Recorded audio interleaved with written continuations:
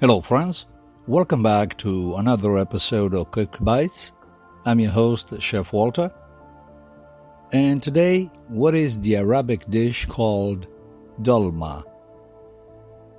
Dolma is a traditional dish in Arab cuisine that consists of stuffed vegetables, typically grape leaves of vegetables like zucchini, eggplant, or peppers. The word dolma derives from the Turkish word dolmak, which means to fill or to stuff.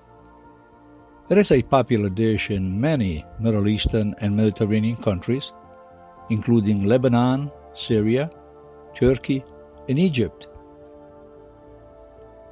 The preparation of dolma involves filling the vegetable leaves or hollowed-out vegetables with a mixture of rice, ground meat, usually lamb or beef, onions, herbs like parsley and mint, and various spices.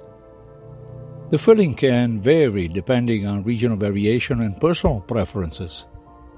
Vegetarian versions of dolma are also common, where the filling consists of rice, herbs, and spices without any meat.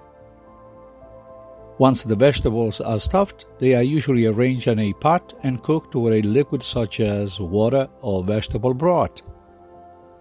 The dolma is then simmered until the vegetables are tender and the flavors melt together. It can be served hot or cold, and it is often accompanied by yogurt or a sauce made from yogurt, garlic, and lemon juice. Dolma is a flavorful and versatile dish enjoyed as an appetizer, main course, or part of a mezze, an assortment of small dishes, in Arab cuisine and nearby countries. It is known for its savory taste and unique texture, from the combination of tender vegetables and a variety of flavorful filling. And that is all on dolma on this episode of Quick Bites. We'll reconnect on the next round. Stay well and eat well.